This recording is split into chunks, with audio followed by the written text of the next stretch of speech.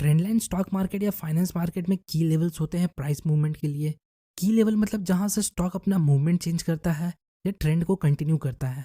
तो trend line draw करते समय बहुत से लोगों के मन में क्वेश्चन आता है कि ट्रेंड लाइन ड्रॉ करते समय कैंडल का कौन सा पार्ट टच होना चाहिए, कैंडल का लो और हाई, या कैंडल की विक, या फिर कैंडल की बॉडी। तो आंसर है आपको ज़्यादा से ज़्यादा की लेवल्स को टच करते हुए ट्रेंड लाइन ड्रॉ करना है। की लेवल्स मतलब जहाँ से प्राइस या कैंडल नीचे या ऊपर जाती है। आइए एग्जाम्पल की हेल्प से समझते हैं। तो आपको इस चार्ट में दिख रहा होगा स्टॉक डाउन ट्रेंड में है। स्टॉक अपना लोअर लो और लोअर हाई बनाते हुए नीचे की तरफ जा रहा है। चूंकि ये एक डाउन ट्रेंड है तो हम ट्रेंड लाइन कैंडल के ऊपर ड्रॉ करेंगे। तो यहाँ हमें मैक्सिमम की पॉइंट्स को लेते हुए ट्रेंड लाइन ड्रॉ करना है। तो हमारे पास की पॉइंट है ये हाई, जहाँ से स्टॉक ने अपना ट्रेंड चेंज किया, और ये दो लोअर हाई जहाँ से प्राइस रिजेक्ट होकर ट्रेंड को कंटिन्यू कर रहा है। तो अब हमें एक ट्रेंड लाइन इन 3 पॉइंट्स को लेते हुए ड्रॉ करना है, कुछ इस तरह। तो बस हमारा ट्रेंड लाइन ड्रॉ हो गया, है ना सिंपल। याद रखिएगा आपको मिनिमम 3 की पॉइंट्स को लेते हुए ट्रेंड लाइन ड्रॉ करना है।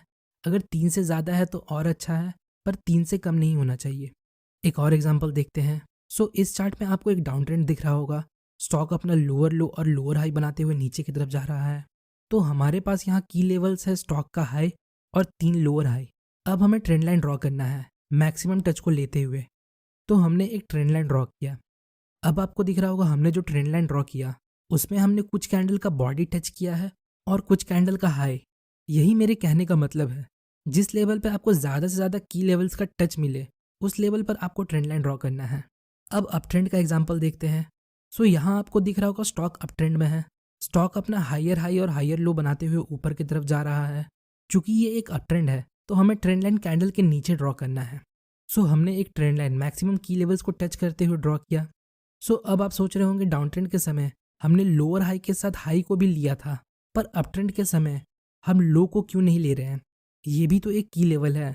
तो इसका आंसर है हमें बस 3 की लेवल्स को लेते हुए ट्रेंड लाइन ड्रॉ करना है, चाहे वो 3 हायर लो हो या 1 लो और 2 हायर लो।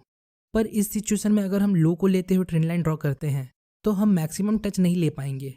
हमने यहाँ 3 हायर लो को लेते हुए ट्रेंड लाइन ड्रॉ किया। एक और एग्जांपल देखते हैं। यहाँ आपको दिख रहा होगा स्टॉक अप ट्रेंड में है। स्टॉक अपना हायर हाई और हायर लो बनाते हुए ऊपर की तरफ जा रहा है। तो हमने यहाँ एक ट्रेंड लाइन ड्रॉ किया। इस बार हमने ट्रेंड लाइन ड्रॉ करते समय लो को भी नहीं लिया और एक हायर लो को भी नहीं लिया। तो मैंने आपको बोला था हमें मिनिमम 3 टच को लेते हुए ट्रेंड लाइन ड्रॉ करना है। इस सिचुएशन में अगर हम इन 2 पॉइंट्स को लेते तो हमें मैक्सिमम टच नहीं मिलता। मैंने इन 3 हायर लो को लेते हुए ट्रेंड लाइन ड्रॉ किया। अब आपको दिख रहा होगा इस ग्रीन कैंडल ने ट्रेंड लाइन को ब्रेक किया। तो क्या ये ट्रेंड लाइन गलत है? तो आपके इन्फॉर्मेशन के लिए मैं बता दूं, ट्रेंड लाइन कोई स्ट्रेट लाइन नहीं होती कि जस्ट प्राइस यहाँ से ऊपर या नीचे चली जाए। ये एक जोन होता है, या आप इसे पोटेंशियल एरिया बोल सकते हो। तो 1 या 2 कैंडल ट्रेंड लाइन के ऊपर नीचे हो सकती है, विच इज़ एब्सोल्युटली ओके। तो अब हमने ट्रेंड लाइन ड्रॉ करना सीख लिया। अब हमें इस ट्रेंड लाइन की हेल्प से ब्रेकआउट पैटर्न्स ड्रॉ करना है। ब्रेकआउट पैटर्न्स कई तरह के होते हैं, जैसे flag, rectangle, triangle, pennant, wedge, etcetera. अब हम इन सब पैटर्न्स को एक एक करके डिस्कस करेंगे। हमारा पहला पैटर्न है फ्लैग पैटर्न। तो जब एक लार्ज मूवमेंट के बाद हमें 2 ट्रेंड लाइन एक दूसरे के पैरेलल डाउनवर्ड साइड टिल्ट मिलती है तो हम इसे फ्लैग पैटर्न बोलते हैं। आइए इसे चार्ट पर देखते हैं। यहाँ आपको दिख रहा होगा स्टॉक में एक लार्ज मूवमेंट होता है।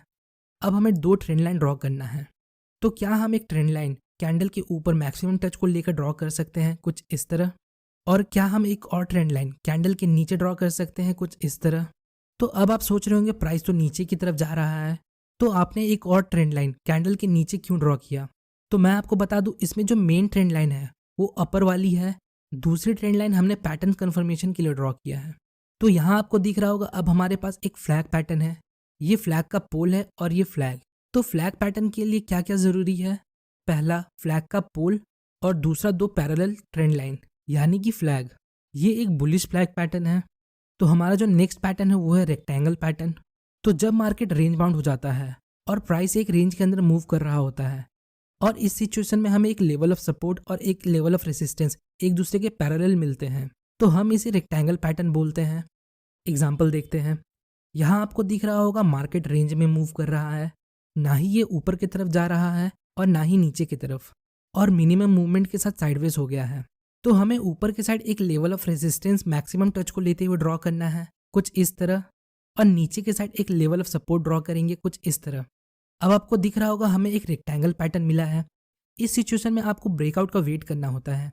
अगर कैंडल रेसिस्टेंस लेवल को ब्रेक करता है तो हम MACD का कंफर्मेशन लेके बाई कर सकते हैं, और अगर कैंडल सपोर्ट लेवल को ब्रेक करता है तो हम MACD का कंफर्मेशन लेके शॉर्ट कर सकते हैं। तो हमारा नेक्स्ट पैटर्न है पेनेंट फ्लैग पैटर्न। तो जब एक लार्ज मूवमेंट के बाद मार्केट कंसोलिडेट हो जाता है और इस कंसोलिडेशन पीरियड में हमें दो अपोजिट ट्रेंड लाइन मिलते हैं तो हम इसे पेनेंट फ्लैग पैटर्न बोलते हैं।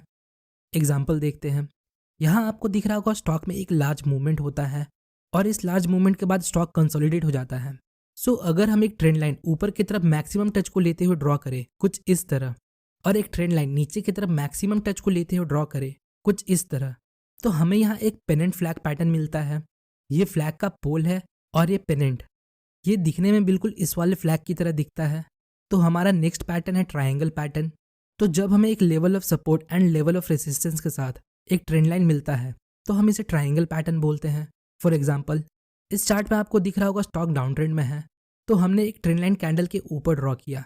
नेक्स्ट, क्या हम एक लेवल ऑफ सपोर्ट कैंडल के नीचे ड्रॉ कर सकते हैं कुछ इस तरह। नेक्स्ट, अगर आप ध्यान से देखो तो हमारे पास एक ट्रायंगल पैटर्न है। सो इस तरह आप और भी पैटर्न्स ढूंढ सकते हो। बचे हुए पैटर्न्स को हम नेक्स्ट वीडियो में कवर करने की कोशिश करेंगे। सो होपफुली गाइस आपको हमारी वीडियो इन्फॉर्मेटिव लगी हो। अगर आपको हमारी वीडियो इन्फॉर्मेटिव लगी तो वीडियो को लाइक और चैनल को सब्सक्राइब जरूर करें। मिलते हैं नेक्स्ट वीडियो में, तब तक के लिए best of luck for stock journey.